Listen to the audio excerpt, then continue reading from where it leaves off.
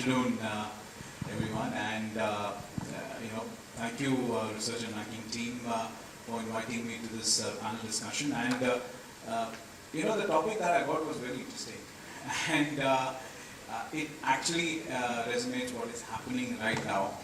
So if I look at it, it's clarity, calmness, consistency versus chaos, churn, calling out trends. Now, if you look at the current scenario, there's a lot happening, in India, in domestic, you could say, in domestic markets, in global economy. You have recently, if you talk about the global economy, we have 2,000 notes going out of fashion.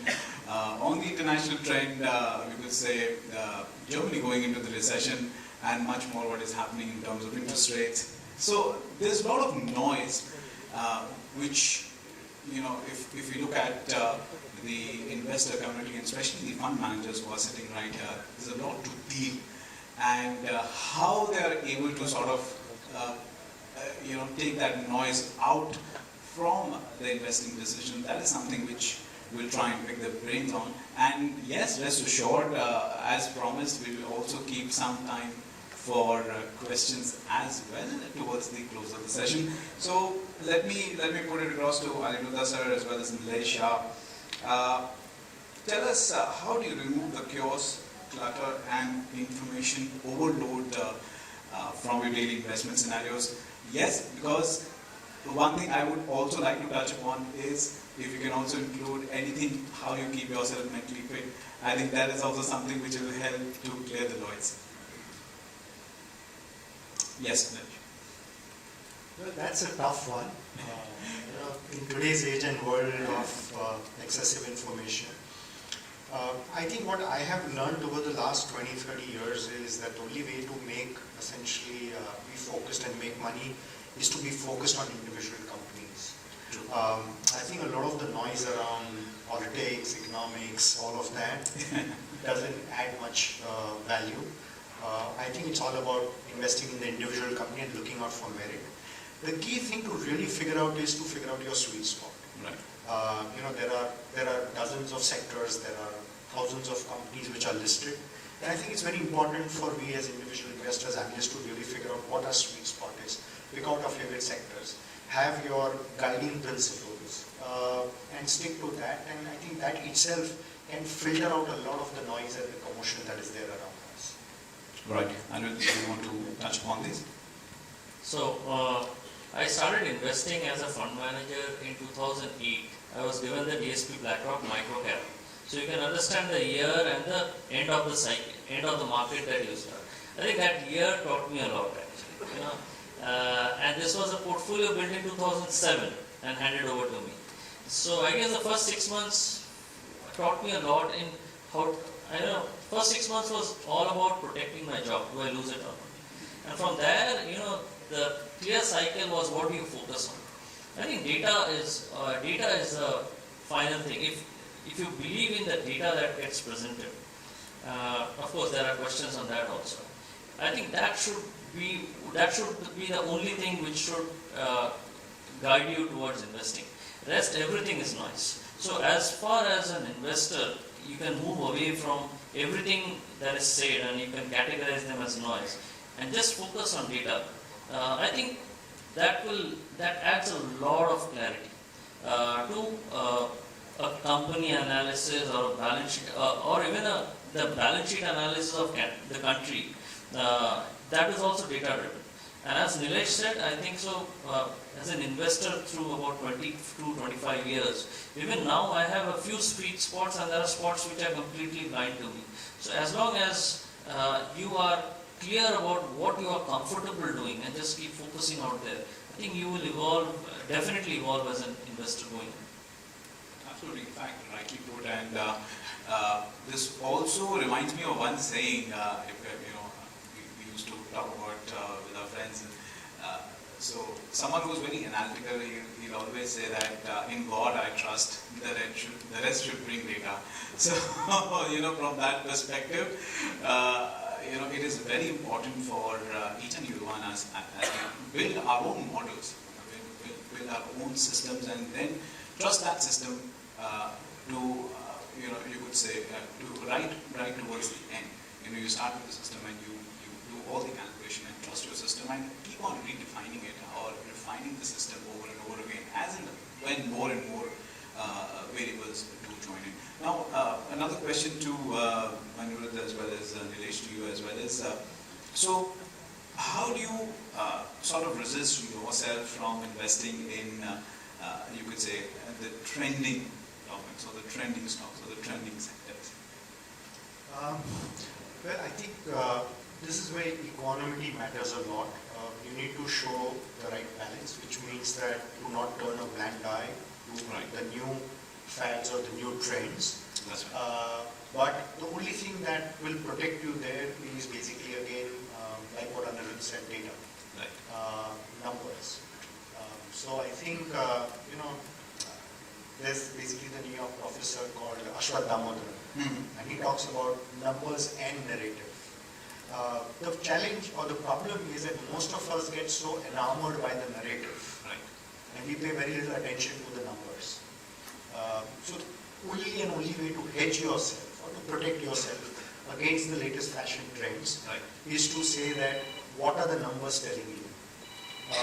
There may not be all the numbers today, because if all the answers are there with you today, then it's probably not a damn good investment. It's already there, discovered, overpriced, overvalued, all of that. Right.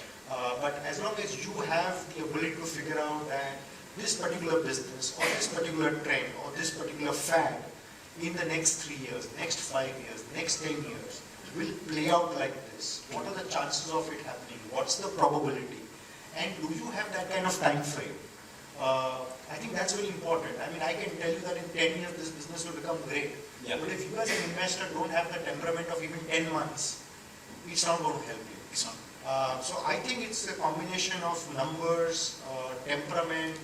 These are some of the things, the psychological things, is the way to probably deal with some of these new fads, new trends. Absolutely. In fact, I do remember I was speaking to one of the fund managers. An interesting thing that has come up is, we're on a lighter conversation, and I talked about the trending sectors. So, yeah, the person said, no, it's the trends are not decided on, over a glass of wine or a champagne that we're holding, in parties or in the off market. This thing, it is always decided, when we look at the data. So it's not about what is trending on dinner tables. That is not something which we want to focus on. But yes, it's good to talk about. But the defining trend is something which comes from data. So yes, I think the important line or the important takeaway is always trust data, trust your own guiding principles, and that is something which will help each and everyone to become a better investor. Aniruddha, you want to add something to that? I think Nilesh has summarized it very well. I think other than data, I think one needs to figure out where is your comfort zone. Individually, you need to have a philosophy. The philosophy could be growth, the philosophy could be, value, it could be, okay, I'm going to take a certain amount of risk. Doesn't mean that what I presented was, the Bible out here. There could be equally good philosophies out there and principles out there. You have to decide personally where you are comfortable with and stick to that. Because there could be times when the last 1 year, let's say, when value did exceedingly well, okay, and then probably if you feel that probably, let's say, the interest rates are going to peak out at some point, and then probably growth might start coming back. One shouldn't keep flip-flopping. Okay, you have to be really sure about what you are comfortable with and continue with it. And as Nilesh said, your time frame should be good enough for at least a 3-5 year, if not longer.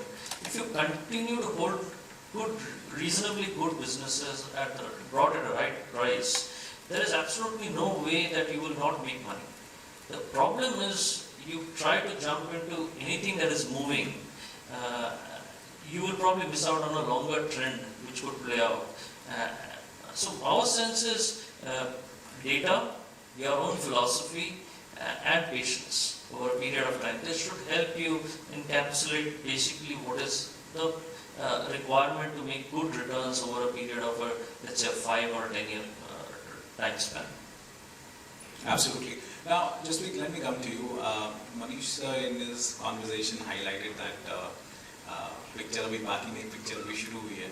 So if you look at FY23, we had a flat year, you could say that, or flat to negative. What is your outlook for the next financial year? Yeah, hi everyone and good afternoon. So as public money managers or fund managers, you tend to take a optimistic view, and that's how the money is made, right? So if you had asked anyone, let's say April last year or May of last year, even when the war had broken out, what could be a Nifty 1 year upside, and I'm sure the range could have been like 5, 10, 15%, let's say broadly in that range. But surprise, we've landed up at minus 0.6, so you can call it flat. So, markets tend to be unpredictable, volatile, and that's the nature of the market in the short term. So we've had years of 70% plus growth, which is just the year after COVID. The year of COVID, March 20, we were negative 20% plus, and there have been years in between with the plus 20, plus 15, and so you've had all sort of numbers. I'm actually taking a risk by hazarding a guess in that spectrum, in this entire thing, but that's a job. So we've got to take a view, a near-term view, a medium to long-term view. So our sense is, we would be roughly about 810, 815 rupees Nifty EPS, March 23. And if you're able to compound at 15% plus over the next 2 years, that we reach about 1,050 to 1,100 by March 25. Describing a P around 20x, one should be between 21 to 22,000 Nifty, which is about 14 to 20% upside. I would call that my broader range, as low as 14, as high as 20%. Assuming the risk, whatever be there, are known or whatever, ignoring any other unknown risk. So that I would say would broadly be the framework, and obviously individual portfolios should do materially better than that. In fact, the March quarter results were also, I'll not say, it's pretty decent, and the management commentary is also something which is highlighting optimism. Although the global uncertainty is something which still lingers on, and there are other variables that investment world has to deal with. But nevertheless, slowdown worries is something which, anyways, it's grappling in financial markets at this point in time. So yes, do you see earnings of Indian companies also getting to a certain extent in the next 2 or 3 quarters? Yes, but again, that's very, so 2 things. One is obviously that would be in the price. Since we're discussing it, we can assume between 250 people and I'm sure between 2 lakh plus people would also know that, right? So a lot of things that we discuss is already there in the price. And also, the moment you shift gears and start looking at, let's say, calendar year 24 onwards, and I'm sure you'll have another risk attached, that could be another question. That is the election. That's the election. So, हर साल में एक नया risk add हो जाता है. That's the nature of the market. But you got to kind of know that, because you know that there is an event and the possibility of 3 outcomes, let's say a majority or a fractional or a government or whatever you call that. So you can plan your portfolios accordingly. So Germany getting into recession because they have for 2 consecutive quarters given a negative GDP growth. Possibility of US at some time may following that, or any other nation, again, it's reflective. You see that US markets moving up every day, and it's really funny, right? In US, you look at the headlines, and somebody or the other is making some comment or the other about interest rates or the recession. It seems like they just want the markets to be. They've already had 3 banks going down. Yeah, so just coming back, I would say to summarize, our comfort and confidence on earnings of the India Inc. is far more solid and confident versus what could be there in terms of other markets globally.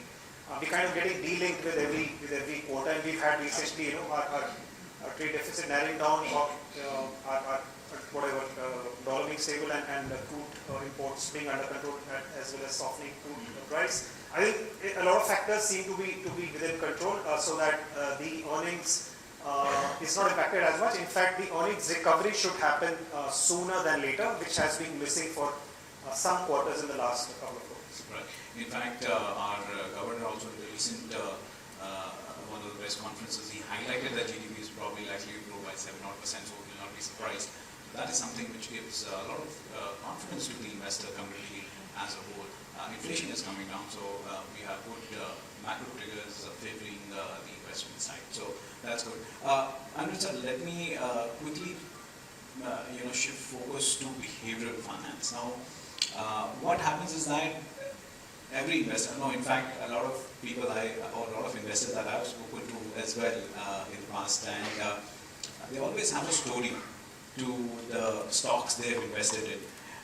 You could say that, Bajaj Auto, again, it's only for reference, no recommendations, just a tiny bit of disclaimer there. So, जब मैंने Bajaj Auto में invest किया था, I've seen the company grow from, X thousand crores to now, X plus Y thousand crores. So yes, that is something which anyways, you think this is this act as a hurdle, especially with the investor community when they're too emotionally attached with the stocks. How behavioral science is something which we want to lighten upon. Sure. I think stories are abound, especially when markets are doing well. You hear a lot of more stories. I think stories backed by data is something that we look for very clearly. So please, again, anchor yourself to data. I think it really helps. If a story is high flying and the numbers don't reflect it, please be very, very about it. Not only from an investing point, the full process of our investing from from a safety perspective, as we mentioned, is focused on OCF and net debt to equity to that extent.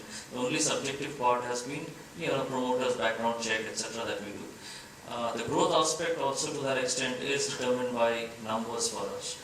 Even the valuations. So something that we keep a try, and that is something I urge people to do is, we have a very clear decision-making process of when, at what valuations to buy and when to sell. So there is a PEG range within which we buy, hold, and beyond a certain range, where things look unjustified, we go ahead and sell. So the process over the last 5-7 years has helped at least our team stay a little immune to stories going around, and we've been very disciplined on the selling side also. I think most investors that we've met, and there are some people who are fantastic stock pickers, some people who ride it very well. More often than not, we fail in selling it at the right time, probably. Our sense is that discipline in a framework which is numerically determined helps us at least try and correct the selling discipline to that extent. Absolutely. Manish, you want to add something? Because I'm sure you meet a lot of investors, on a daily basis. Any experience that you would like to share? So, what Aniruddha said, I quite agree with that.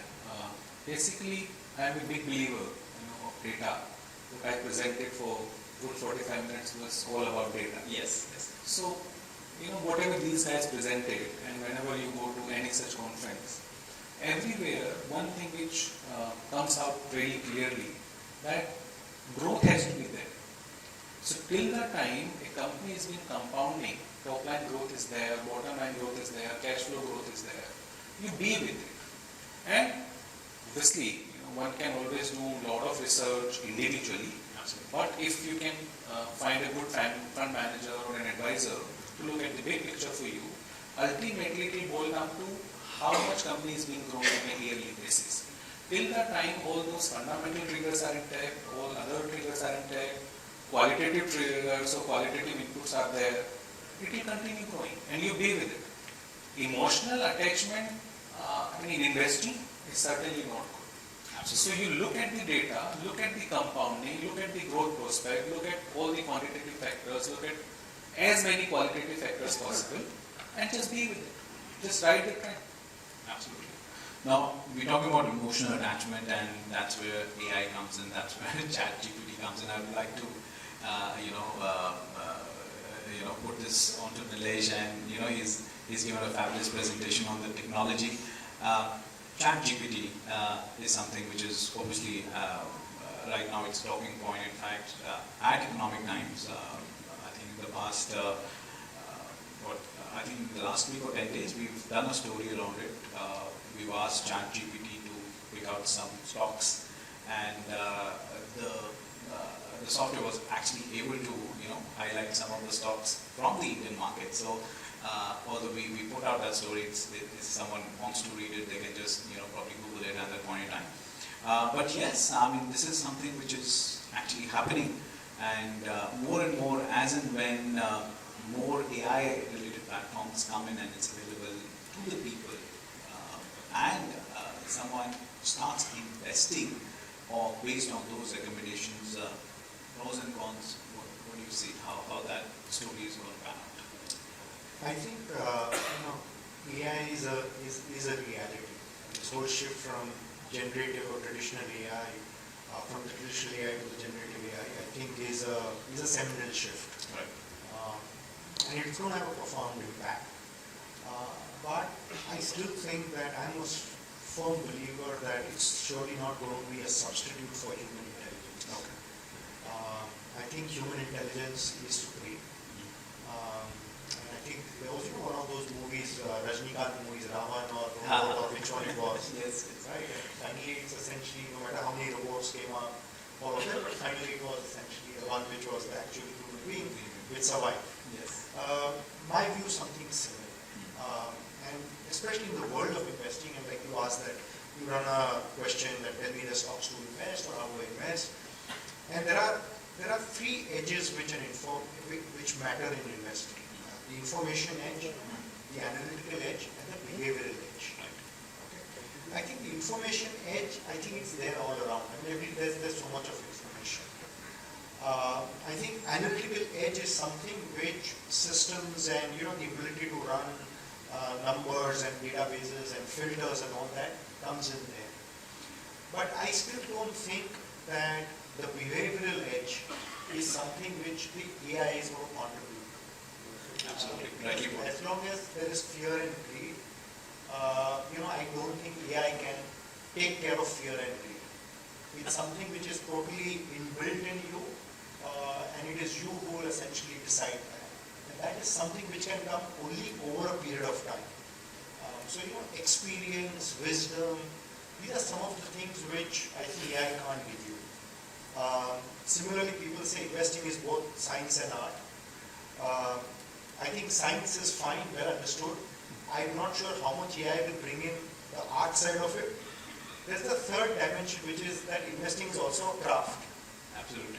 And I don't think AI can again contribute to the craft side of it. That's all about you being there, outside there, wetting your fingers, skin in the game. These are some of the things. Until you don't put your money to work, go through it, go through the experience, I don't think these are things which AI will be able to solve. That's my view today. I don't know how it shapes up, but I really don't think that AI, beyond a point, is going to make a difference. Right. Now, Manish, let me come to you. You've given a fabulous presentation on the numbers, and if you can also share, your secrets of picking multi-baggers. Although, when we started off with the discussion, there was I think the host also, commented that yes, in a scenario like this, you'll get stock tips. No, you'll probably not get stock tips, but definitely you will probably be directed in ways or methods how you will be able to pick such stocks. I think Manish, over to you on that. So, I truly believe this word multi-bagger, now SEBI is after this word, by the way. It's abused now? It's now a most abused word? Yeah, it's most abused one. SEBI is after this. We do keep running searches on multi-bagger, okay? How it is ranked on Google. And right now the ranking is not that good. Right now probably, so they have this methodology of, ranking how particular stock is searched, how many times in that particular, and whatever you put. So yeah, So this is the most abused word, and I truly believe that it's a myth. You finding a multi-bagger or trying to find a multi-bagger is a myth. And I will tell you why. Because as I said a while back, it is all about compounding. Your profit growth, your cash flow growth, your top line growth, debt equity ratio, all these factors really play a big role. And whatever these two guys presented, Aniruddha and Nilesh, and they have put up a few slides they put up, where they showed how Tata Elxsi delivered 100 times growth. For that matter, Aniruddha said that buy a reasonable business, a good quality business at reasonable valuation. So what the message is very loud and clear that if company is been growing consistently on top line, on bottom line, on cash flow, all other qualitative factors, as I said, remain intact, then it will grow. And till that time, you can review all these factors, you can review all these parameters, and it is all in good shape. Continue investing. The moment you realize, no, your investment thesis is broken, just get out of it. Because whatever was presented today, here or wherever, as I said a while back, always you will see the past charts. What has happened in last 10 years. Last 10 years, this stock delivered 100 times. Last 10 years, this stock delivered 50 times. Nobody will be able to project future that this stock is going to deliver 50 times or 20 times. It is just not possible. What can be predicted or what any fund manager would try to do, okay, if it is a consistent story, if let's say business model is there, good quality promoters are there, top line, bottom line, cash flow growth, all other qualitative, quantitative factors are in place, I just continue to do it. And if all these factors are in place, and again as a reference I am taking name like Asian Paint to HDFC to all these companies, or at Tata Elxsi for that matter, right. I mean, we just looked at the profit growth and return on equity and everything has been phenomenal. Now it is only about re-rating. If a company is growing at let's say 15%, but the performance, stock price performance is 25%, it's possible because it is related to future prospect. If we can predict, as a fund manager, that return on equity will be, on the higher side for next couple of years, then market always has a habit of discounting future. So about the PE expansion which we are looking at? Yeah, PE expansion is what I am talking about. Otherwise, just as a reference, I am taking just one name, and as a reference with proper disclaimer that this stock was never recommended to our clients, never invested, it's not a buy or sell recommendation. Adani Green. So this stock delivered 14 times in a matter of 2.5 years. If you try to find such multi-baggers, okay, even if it is possible you could buy, how would you know that this stock is going to grow 14 times in a matter of 2.5 years? It is just not possible. Even if it grows, how will you be with it for a very long period? How will you be with it for a very long period? So that you get 14 times. And as you said, when would you sell? What happened after that, and not going into details of what happened in the group, but when would you sell? You would sell it at 2,800 or you would sell it at 900? Or you would again wait for it to come back from 900 to 2,800. The other point, I am a true believer that one should look at the upside at a portfolio level, in totality. So if there are 20 stocks or 25 stocks or n number of stocks in your portfolio, overall growth of portfolio is healthy. One stock delivering let's say 10% return in a year, and one stock delivering let's say 50%. Likewise, at a portfolio level, if Nifty delivered 12, 13, 15% and your portfolio has grown 20%, and again on a CAGR basis, I am saying not just 1 year alone, perfect. Out of 2025, as I said, if the investment thesis is not broken, if company is been growing, you will certainly find that out of 20 stocks, 5 stocks delivered, let's say 10 times. Example. 5 stocks delivered only 5 times and 10 stocks delivered 3 times. So it will be a mixed bag. Look at it in totality. Don't try to find multi-baggers. Just remain focused, and as long as business prospects are strong, as long as that quantitative and qualitative factors are in place, just be with it. Be with it. This multi-bagger word should be banned in my view. I will take note of that. Yeah, in media's place, but yes, I also partly agree, what Manish said, but I think there is one more, question which usually arises from investors' mind, and we also get to hear those stories as well as to if let's say some stock is already a multi-bagger and if someone wants to sort of do a fresh investment, then probably, the next question they will probably ask is that, is it the right time? So again, I would repeat the same thing. 15% to 20% top line growth, profit growth, positive cash flow, good management pedigree. Till the time all these factors are intact, you invest now. At any point. At any point. Right. Because if a company has been growing at 15%, and obviously business mode and little bit futuristic view, one has to take that whether this growth is going to continue, and for how many years is going to continue. Right. I mean, Tata Elxsi, who can say that it will not grow 10 times from here? I mean, the kind of growth prospects they have, the kind of return on equity ratio and other factors we looked at, the profitability growth and other factors. I mean, who can say that Tata Elxsi now don't invest? Again, I am not recommending it a buy or a sell. All I am saying is return on equity, profitability growth, top line growth, management pedigree, everything remains intact. So you continue investing now. Otherwise, how would you have any multi-bagger in your portfolio? The moment it grows 5 times or 10 times or 20 times, if you start feeling that it has grown beyond your comfort zone and you would want to sell, okay, sell. But if the story is intact, if it is growing every year, then it will continue to grow. And there is a gentleman I met a couple of weeks back. He had bought TCS, when 18 years back in IPO, 2005. Right. The compounding is 17%. For so many years, for 18 years, compounding is 17%. 17% is compounding. 17 For 18 years. It's a lot of money. After 5 years, 2 years, 10 years, if you want to sell, okay, it's possible, but till that time, as I said, if story is intact, if all the fundamental parameters are intact, quantitative, qualitative factors are intact, then why would you sell? Why would you worry that whether this is the right time or not the right time? Likewise, if there is a stock which is available at a very, very, lower valuation, but at the same time there is no visibility, tell me one company, nobody would be able to tell, which has grown 10, 20, 50 times without growing top line and bottom line. Not possible. Only re-rating will play a role. That too, if the company has a very bright future and business model and this and that, only re-rating will play a role. Otherwise, for any company, they have to continue. It has to continue growing on top line, bottom line, everything.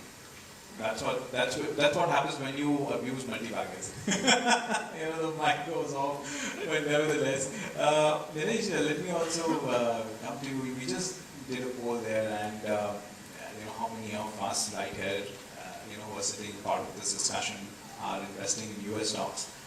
Not a lot of them, but yes, the interest is there. Is it the right time to sort of do the investment in US stocks? What are your views on that? See, I think if I were to kind of look at, given where we are in India, the last 10, 20, 30 years have been very interesting for India. And I think the next 10, 20, 30 years are going to be way more interesting than what the last few decades have been. So if it were to be India versus US, I would still think India. I still believe that for the foreseeable future, India as an economy will do better, will grow at a higher rate, corporate earnings will be stronger, and that should translate into higher returns. Right. The only reason to go to the US in terms of investment is to kind of, if you're able to, because the US is still the hotbed of innovation.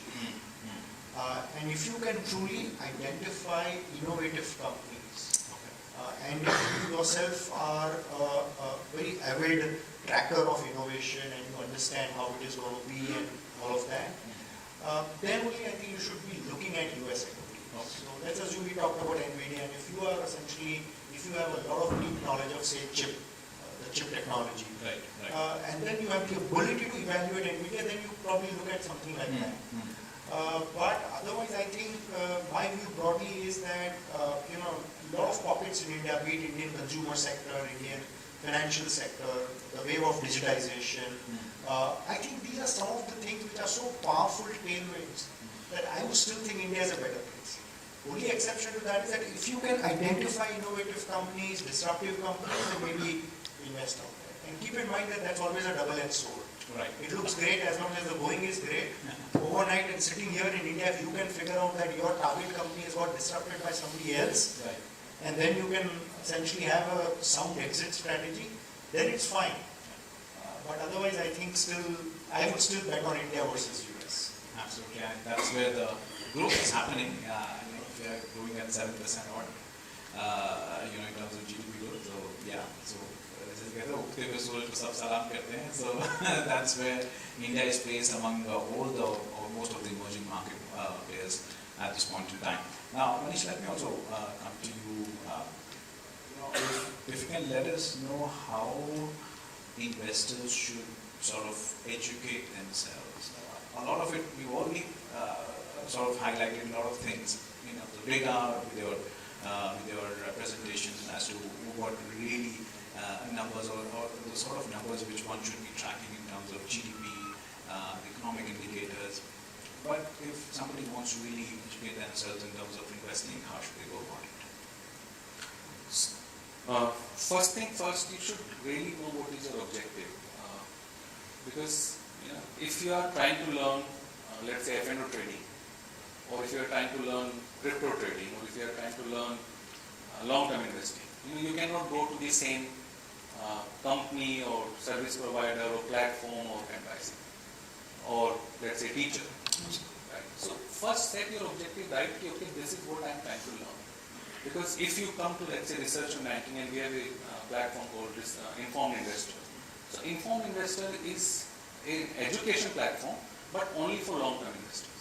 So the moment you say, I'm trying to learn F&O trading or crypto trading or something else, short-term trading, daily trading, anything, then Informed Investor is not a good platform for you. So likewise, wherever you go, first set your objective right. This is what I want to learn. This is what I believe in.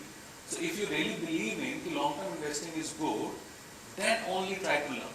If you believe, no, what I had bought yesterday should have run by now and I should have made 5%, and I want to learn this skill that how to, pick up stocks which can deliver 10% or 5% or 20% in a matter of 2, 3, 4 months, then go to such, avenues where such kind of education is given. Second, whatever you decide that this is my investment objective, whether I am a long term or a short term or a F&O or a crypto or whatever, then you should know who are you learning from, who is your teacher. Because nowadays, and no offense to any influencer or finfluencer or anybody, but nowadays what I am realizing, the moment you have 1, 2 million, 3 million, 5 million, 10 million subscribers or followers on your channel, you can give any gyan.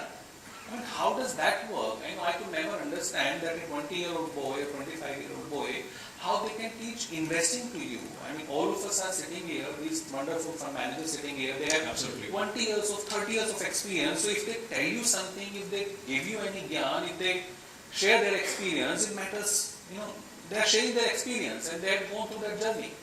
But if you are learning, any investing principles from a 25-year-old boy who has a couple of million subscribers, and I am not referring anybody, in general I am saying, I don't have any name in my mind. Absolutely. All I am saying to you, must know if the person who is guiding you, teaching you, who is your mentor, does he or she have relevant experience? Right? So that is equally important. So first you must know your own investment objective, what are you trying to learn, and learn what you truly believe in. If you truly believe in trading, don't learn long-term investing. It doesn't work that way. Because you will always be confused. You will always say that this one is long-term, the moment it goes down by 10, 20, 30%. The moment it goes down by 10, 20, 30%, it will become a long-term stock. The moment it goes up by 10, 20%, that trading mentality will not allow you to hold it, even if it is a multi-bagger. Yes. Even if it is a future multi-bagger. Because multi-bagger, as I said, after 10 years only you can put up a chart, this is what, this is what delivered in last 10 years. So even if it is a future multi-bagger, if your investment psyche is trading, or if that's what you believe in, you will sell it, even with 20%, 30% rise. Absolutely. Second, as I said, be very, very clear or be extra cautious who are you learning from. And then it should be only one M&A. If let's say first you have set your investment objective right and you know what you want to learn and you have been able to find out a good, a mentor or a guide, then stick with it. Then, because there is no dearth of new avenues or new advisors or new channels or telegrams and this and that, because if you keep moving from one to other to other to other, it will become chaotic. So identify, okay, this is the person I want to go to, he or she has a good relevant experience and seems to be a sorted person, I believe in him and I want to learn from him, and then just stick with it. Don't move from one to other too many times. You will make it chaotic, and end of the day there will be no education, there will be only chaos. With no education, only chaos. Absolutely. In fact, whenever we are in this phase, we do a lot of mistakes. I mean, we do commit mistakes, and that is where the learning comes from. This is an important part of, or that's how we evolve as a better investor and as a better fund manager, or whatever space you are in life in general as well. That's when we are growing up. So my next question is also, I think, to each and everyone is, I'm sure they will be a little hesitant, but I'll try and pick their ways. Any investment mistake you, Aniruddha, let me start from you. Yeah, many actually. I'll not lie, there have been many. And the learning process continues, frankly speaking. Absolutely. I guess the year 2000, I've been lucky that I started managing money in 2008 at the wrong end of the market cap. That's taught me the importance of cash flows, let's say balance sheet strength, etc. before looking. So that mindset of protecting the downside first before looking for returns has probably helped me make lesser mistakes, but initially, focus on the top line with probably at the cost of having leveraged balance sheet. Where there were a lot of mistakes at that end of the curve. Anything where the focus was only growth without a focus on how balance sheets, etc., or do you repair it. There have been mistakes across market capitalization, I admit it, and even now, I think so. Markets evolve, but as long as you stick to your framework, there would be times when you don't make returns, but at least you don't make mistakes. That's more or less the last 20 years I've settled out there. Very nice. In fact, you talk about 2008. Let me also share my journey as well. I also started working in the journalistic loan. Just completed my CFA, was finance around about that time only, and fortunately, unfortunately, so I got picked up by others. And yes, and back then I also thought that's a mistake. But then you eventually grow as a person, as a professional, whatever life throws at you at that point in time. So yes, I do agree with that. Nilesh, you want to highlight or add something on that? Yeah, plenty of mistakes, lots of them. And the problem with mistakes is that you realize them only when there's a bear market. That what you did in the bull market actually is, as they say, it's only when the tide turns you find out who's swimming naked. And you find yourself having committed several mistakes. But I think most of the mistakes, I would broadly say that they have come in where a company has changed track and there's leverage. They've taken on too much leverage. Right. I think in India, where a lot of businesses get driven by promoters, we tend to look at just the leverage of the company, but we don't look at really the leverage of the promoters. And like Anand talked about the forensic part of it. And Right. I think when we try and look at related party transactions and all of that, and I think some of the mistakes that I have made, especially early on, a lot of those mistakes, when I look back, reflect upon that, probably I didn't look at too much the background of the promoter, and that. I think those are some of the very serious. So I think if you can keep paying attention to the leverage and the governance aspects, and I would call them as the hygiene factors, you can minimize your risk. I don't think it's possible to eliminate your risk, but I think those are strong ways to minimize your risk. So it helps you fine-tune your strategy. Yeah, absolutely. I think you tend to avoid. I think when there is leverage which is beyond the means, Right. and there are ways like Aniruddha talked about debt equity ratio. You probably could have any other parameter, debt to EBITDA, debt to cash flows. These are some of the ways which people like us have learned over the years. So when we studied our commerce, we did our MBA, we did our CFA. Yeah. We probably just we were taught debt to equity ratio and all that, but Absolutely. beyond, then you realize when you practically start investing and managing money that there are better ways to measure debt. That is, probably is debt to EBITDA better measure, debt to operating cash flow. You're going to repay debt from the cash flows. You're going to repay debt from the equity. Equity is only an accounting number in the balance sheet. So these are some of the things that you basically define. You look at things like skin in the game, promoters holding, is it pledged, unpledged, how little is the holding. These are some of the things that have, I mean, even if you look at for some of these new age companies, like these companies on IPOs only the promoters have gone and sold shares. True, absolutely. They have taken huge ESOPs for themselves. They have, that in the process has resulted into wealth destruction or, value destruction. So I think these are things which will keep learning, these are things which will keep happening. Absolutely. There used to be this great speculative event called Jesse Livermore. And he had said that 200 years back, 200 years from now, market will be the same, market practices will be the same, only players change. And I think it's relevant even today. There's that, I think we individually have to keep learning and shaping and reshaping our thought process, our philosophy and our strategy. Absolutely. Manish, would you like to add? I would like to give a little bit positive answer to this.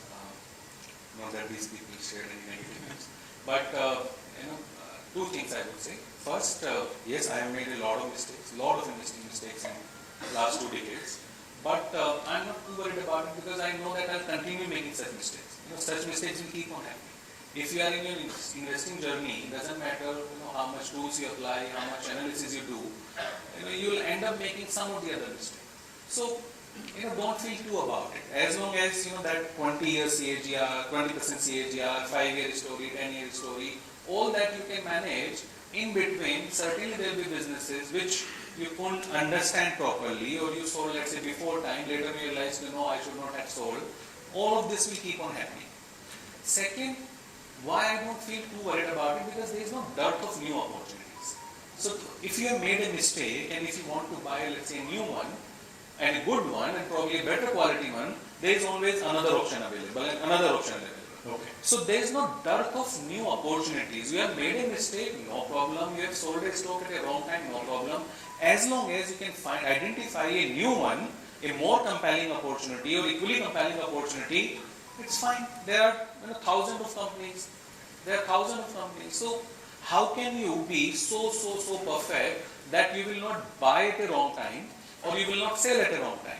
There are certain principles, as I said, all the quantitative factors, qualitative factors, growth, this, that. You will do all sort of analysis. Even after that, you will end up making mistake. Any investor will end up making mistake. Don't feel bad about it. As long as you have the confidence in yourself that no problem, there is no dearth of opportunities, I'll identify me one, I'll pick up any one. And that's what we always try to do. And we try to maintain a good CAGR, which is 5-year CAGR, 7-year CAGR, 10-year CAGR, a good percentage CAGR we try to maintain. That's the reality. Absolutely. Well put there, Manish. Finally, Jaspreet, would you like to add something on that? Given my journey from research, I can recall maybe two pieces as you were just contemplating. So that's kind of 2 areas. One is the concentration risk.